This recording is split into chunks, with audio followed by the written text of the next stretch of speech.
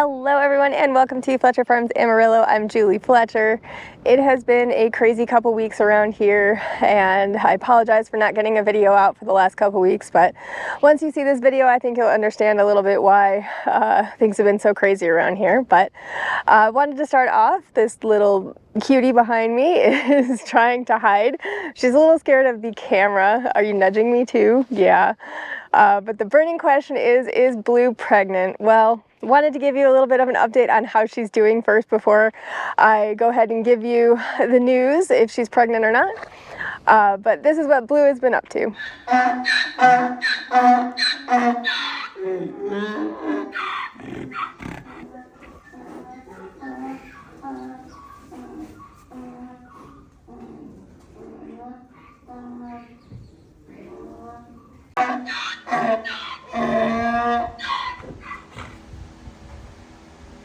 The very first thing we did for Blue after she arrived here was got her hooves trimmed. This was her before picture and her after picture. I wasn't able to get a video because we didn't know how she was going to react to the farrier. Since Dr. Wagner was here and we knew that Blue was healthy, we wanted to get her turned out with the other donkeys. However, I didn't want to just turn her out because we weren't quite sure how Jack was going to react. So I put her in one of these pens. We use these for the horses to feed them at night and in the morning for breakfast. I put Blue in this pen just to see how she would react with Jack. As you can see, Jack was trying to check her out, and the other donkeys came up eventually too to check her out and to see who this new addition to the herd was going to be.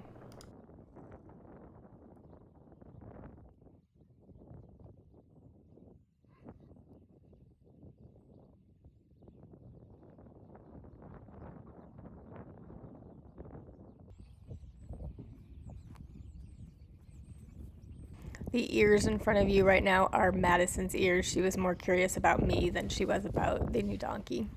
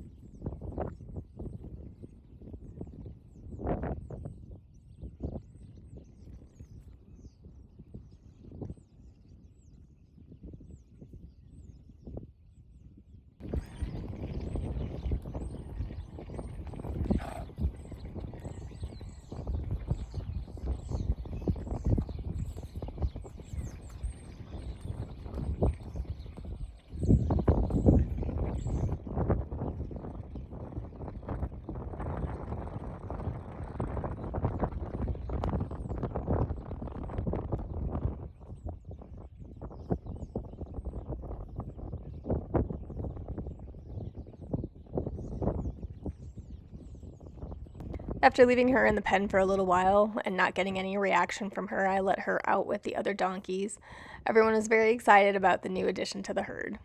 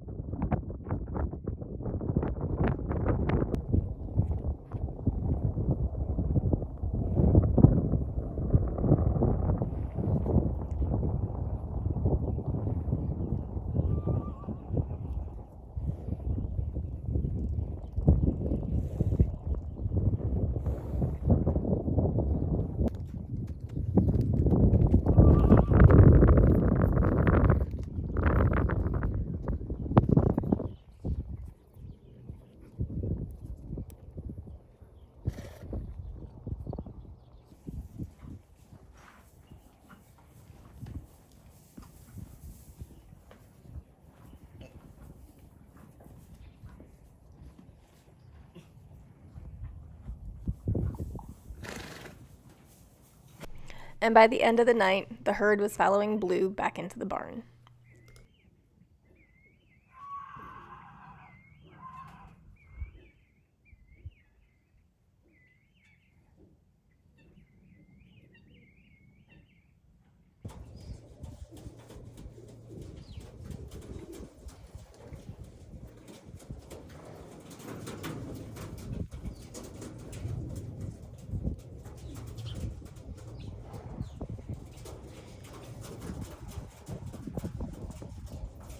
But the burning question is Blue pregnant? And after getting the pregnancy test results in, Blue is pregnant. We don't know how far along she is or when she's gonna have the baby, but we're super excited that she is pregnant. So Blue is pregnant and she is going to be having a baby. Did you want to say hi and tell them about the baby? Oh, you don't want to tell them? But Dr. Wagner said to keep checking her milk sacs, and when you see them start to come in, that means that she's going to be close. So right now they're not really coming in as of right now, so she probably still has a little bit longer until she's going to have the baby. But we're super excited that she is pregnant and that we're going to have another little baby donkey on the farm. And we got Hank and Andy turned out, and their integration was a lot less dramatic than Elias's introduction. So this is what Andy and Hank have been up to. We moved Hank and Andy out of their temporary runs that were on the other side of the house, and we got them moved into the barn for a little while before we turned them out with the rest of the herd. So this was us moving them over into the barn. Elias is getting much better and calming down, but once he saw that there were new horses over in the barn that he hadn't met yet, he came right over to meet them. This introduction went okay. It was better than most, but this was the first time that Elias and Hank had interaction.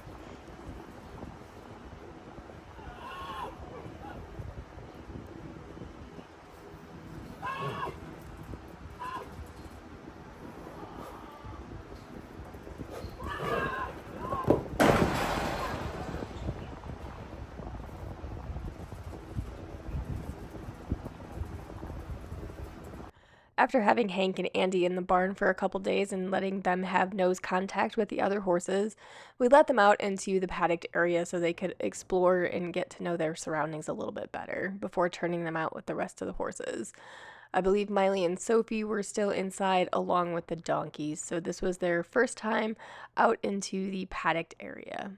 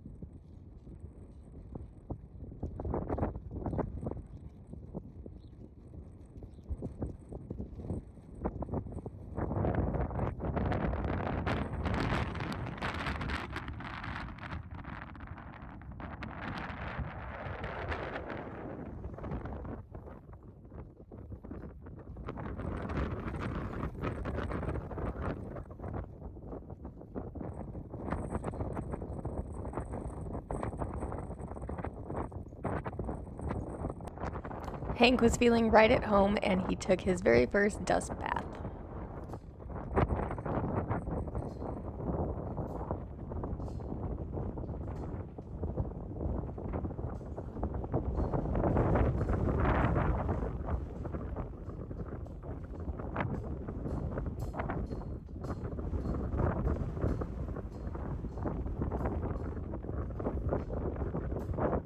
couple days after they had time in the paddocked area to get used to their surroundings, we did open up the back gate so they could go out into the pasture area.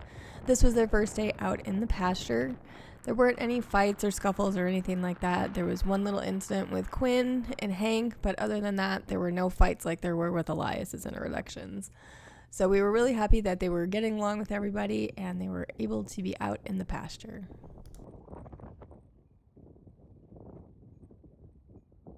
As with the other horses, Hank and Andy are getting comfortable with breakfast and dinner time feedings.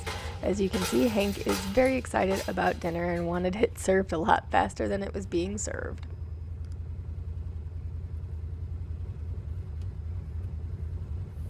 And these were a couple good pictures that I got of Hank and Andy. These two are inseparable, and we are really glad that we were able to rescue them together because they're definitely a bonded pair. And then vet appointments. It's been absolutely crazy. I'm pretty sure I spent all of last week at MVP bringing horses back and forth. I don't know if it's the weather change. We had a cold snap and the horses are just, the wheels just fell off the bus last week. So it started with Noah. Noah was out laying in the pasture, and that's not something that he usually does. Stood up, walked around for a second and laid back down. He didn't eat his breakfast, wasn't eating any hay, was a little bit concerned about what was going on with him. Watched him for a little while longer. He did it again. He laid down, wouldn't get up. So called MVP and brought him down there. The problem with Noah is that Noah is a little bit of a challenge. He likes to front kick, as another reason why we haven't gotten his hooves done, which I know there's a ton of questions about Noah's hooves, and I will address that in a second. But we thought Noah was colicking, so we did get him down to MVP, and this is what happened while we were there. I had never seen Noah lay down before, so I did take this picture of him when he laid down the first time. I was amazed that I was able to get Noah into the trailer by myself. He does not like to be in confined spaces, and when we got down to MVP, he was very agitated and didn't want to be away from the herd. He kept looking around and pacing. We could not get him inside into a stock, and he was just very agitated. So I brought him into this round pen that they had and just kept walking him until Dr. Wagner could take a look at him. I wasn't able to get a video of Noah's exam or treatment because he was so agitated, but Dr. Wagner was able to pull blood on him and his blood work came back normal.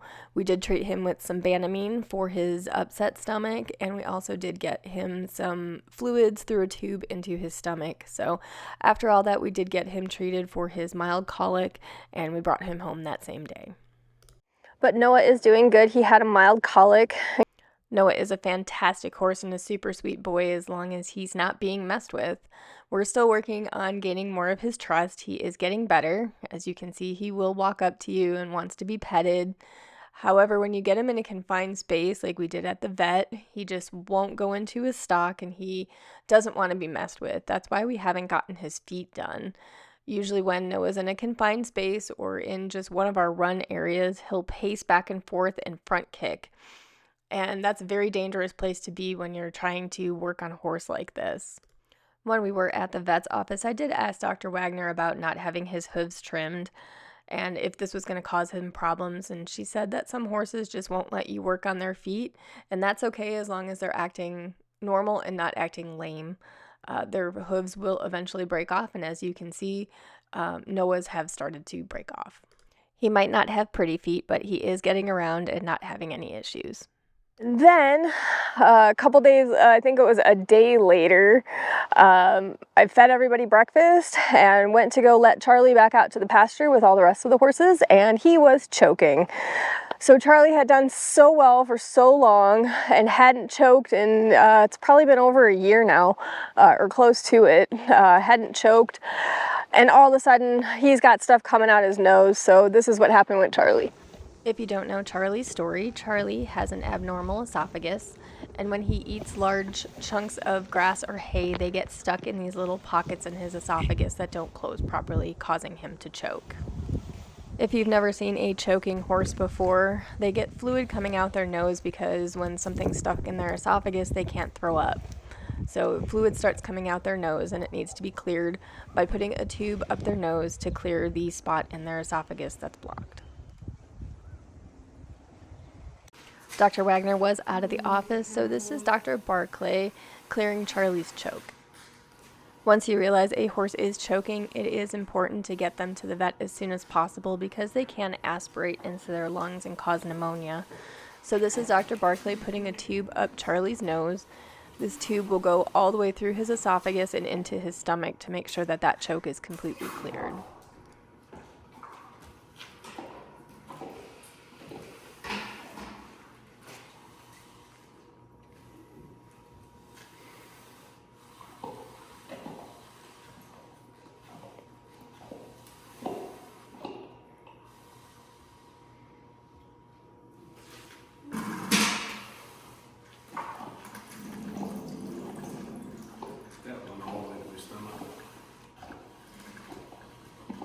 The fluid that just came out the tube is what was stuck in Charlie's esophagus, and the tube was all the way down into his stomach. After they do this and clear the choke, they run some fluids through the tube to make sure that everything is passed all the way through.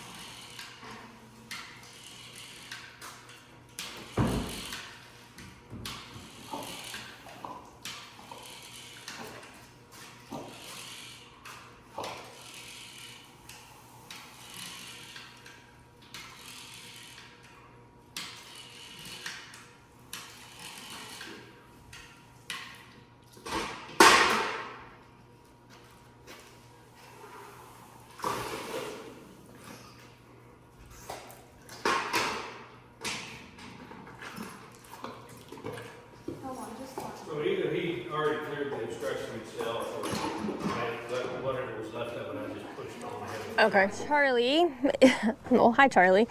Charlie is back and he's doing well. He is very upset though because he is on an all Alfa Pro diet. He has to stay inside for the next 3 weeks. Thanks, Charlie. It's always fun to film you, buddy. Charlie is upset about not being able to go out with the rest of the horses, but keeping him on an all Alfa Pro diet is important to make sure his esophagus heals after his choke. He also has to be on an antibiotic for a week, but after this, we're going to see how he does and hopefully get him turned back out with the rest of the horses.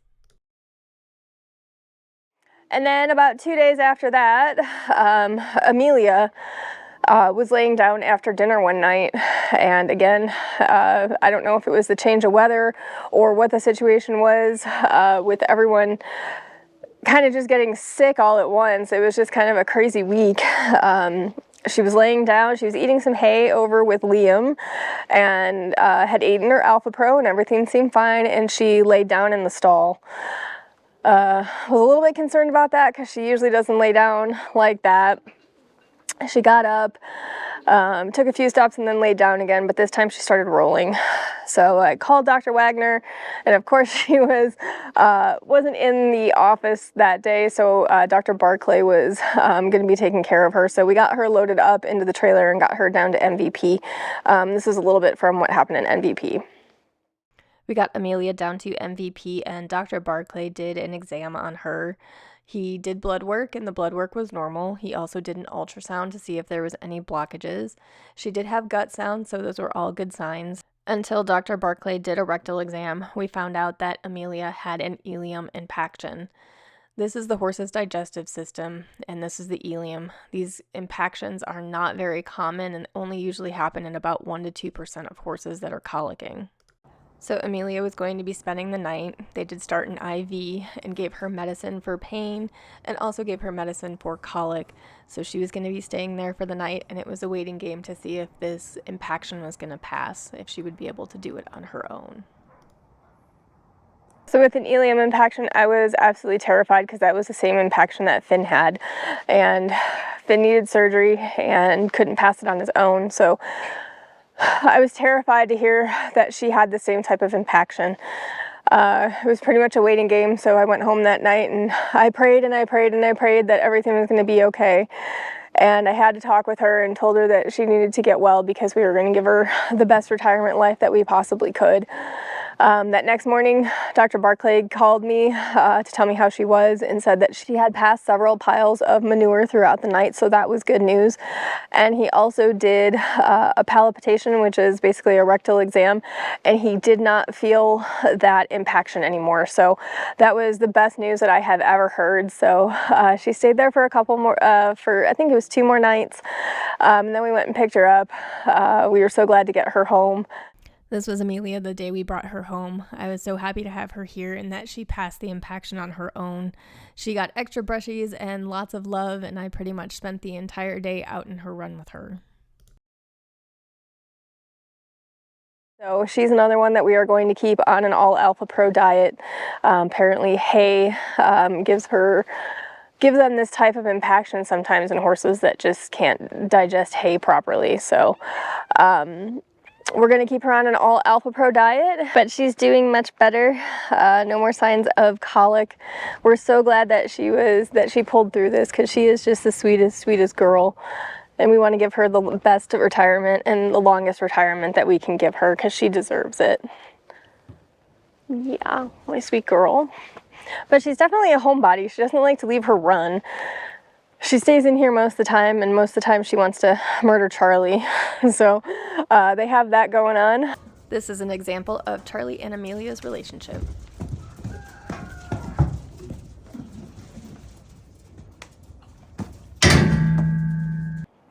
And she's just a super sweet girl.